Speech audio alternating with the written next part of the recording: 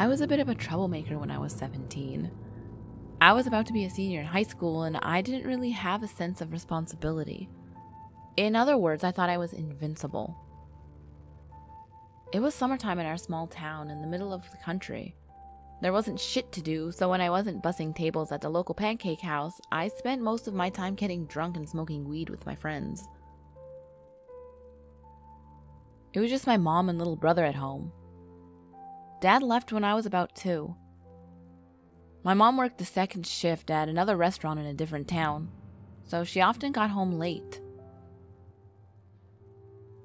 So I would be by myself and my brother, who I made the promise not to tell our mother about whenever shenanigans I was up to.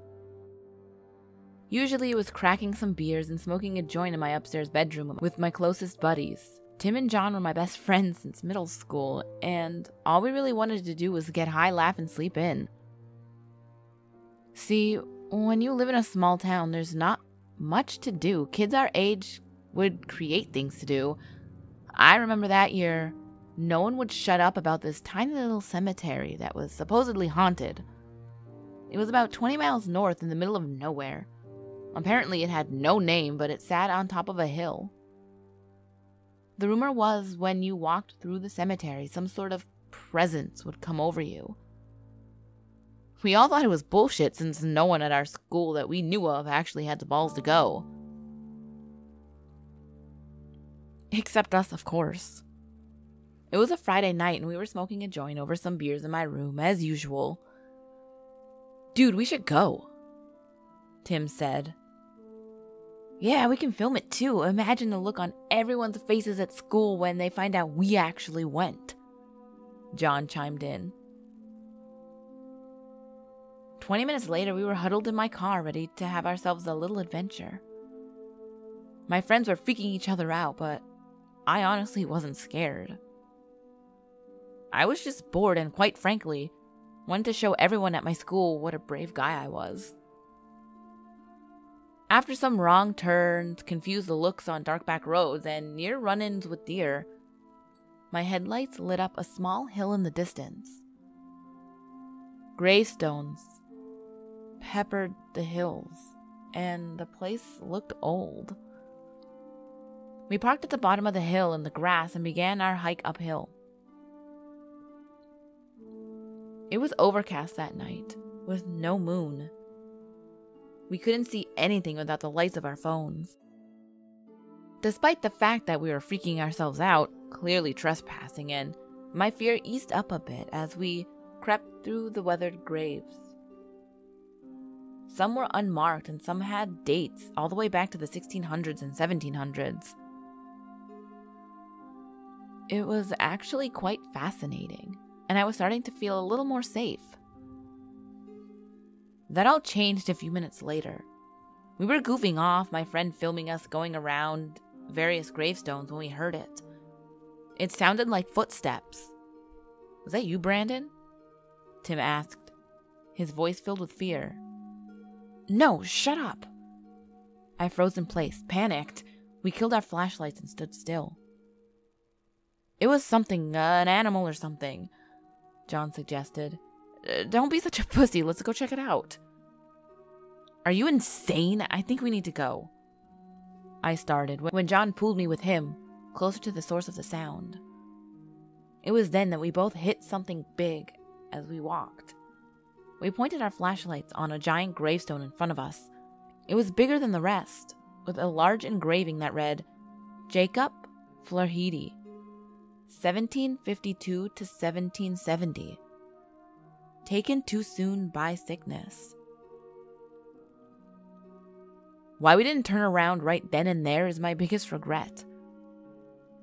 Suddenly, I felt sick to my stomach. That's when we heard the voice. "He's right. You should go." The voice was deep, booming. Tim screamed. A man emerged from the darkness behind Jacob's grave. "This is private property. You don't want to be messing around with the stuff up here."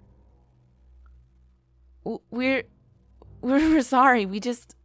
I stammered, not finding the words to explain a deranged old man in an abandoned cemetery at 2 a.m. that we were just out looking for an adventure. Leave, before it consumes you. We promptly hauled ass out of there. I must have buried a hole in the grass where I hit the gas and hightailed it back to the main road. What the hell happened? Tim asked. That was messed up. I agreed. We agreed it was just some old farmer with nothing better to do than scare the shit out of teenagers in the middle of the night. We were really popular at school for about a month after that whole ordeal. Everyone thought we were so brave and badass. We had video proof that we were there after all. I even got my crush at the time, Becky, to pay attention to me, if not for more than 5 minutes. We brought up the cemetery once in a while, but in large part forgot about it. All was well for a while. And then John got sick. It was Friday night, and the three of us had just agreed for after school that we'd spend the night doing our usual getting high in front of the TV. But John was not answering his phone. The third or fourth time, about 2 hours after we were supposed to meet, he finally groggily picked up. I feel awful, dude, he said. He sounded awful. Been puking my guts up for the last 3 hours. Sick, dude. TMI, I replied. I'm going to bed. I'll see you guys tomorrow or something. But we didn't see John the next day. Or the next day. Or the next day. He was out sick the entire following week, only responded sporadically to a few texts here and there. Bad flu, dehydrated, can't eat. It wasn't until the following week that we saw John again. He'd been admitted to the hospital with a 104-degree fever. He wasn't even conscious when we saw him. He died a few days later. His mom and dad were a wreck. Tim was a wreck. I was a wreck. As far as we knew, John contracted a rare virus that destroyed his immune system. But an official cause of death was never released. I'll never forget watching his mom cry over him at the funeral. It was a horrible, gut-wrenching time in my life. I never thought I could experience something as devastating as losing a friend. Then I lost another one. Tim got sick a month later. I visited him in the hospital every day until the end. He had the same sort of stuff happening that John experienced. Vomiting, sweating, high fever, coma. It was the scariest thing I've seen.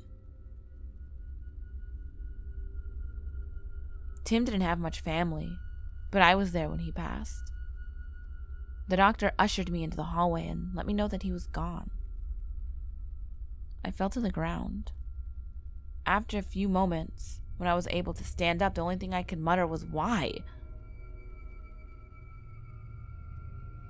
It seems he suffered from a very rare virus, he explained.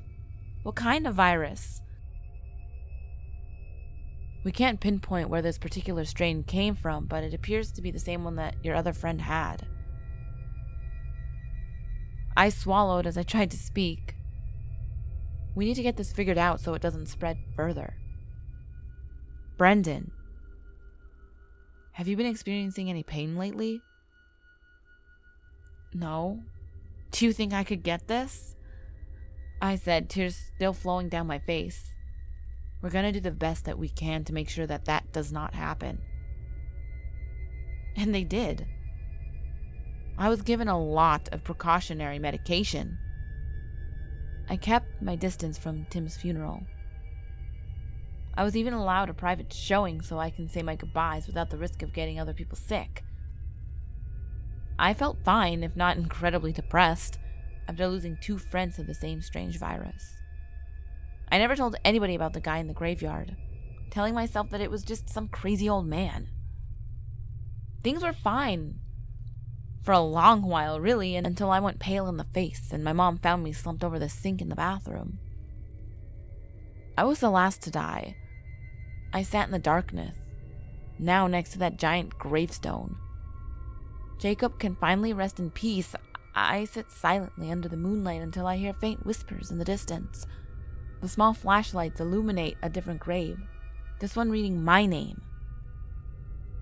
It's time to make my move. Get out of here now, I yell. The new freshmen stare with wide eyes and open mouths at me. Who are you? One of them manages to say. You know, it doesn't matter, I say. Just go now. And when you feel it coming on, just try and accept it.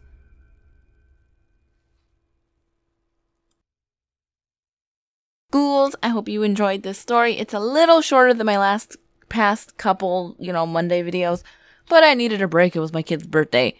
Cut me some slack. And the question of the day is going to be, are you excited for Halloween? Yes, I'm talking about Halloween in August. You know why? Because I went to Michael's and there was this beautiful freaking arrangement of all the Halloween decorations, and my heart just soared into the sky and then came crashing down because I could not afford a $70 fake skeleton head, but I wanted it because it was beautiful.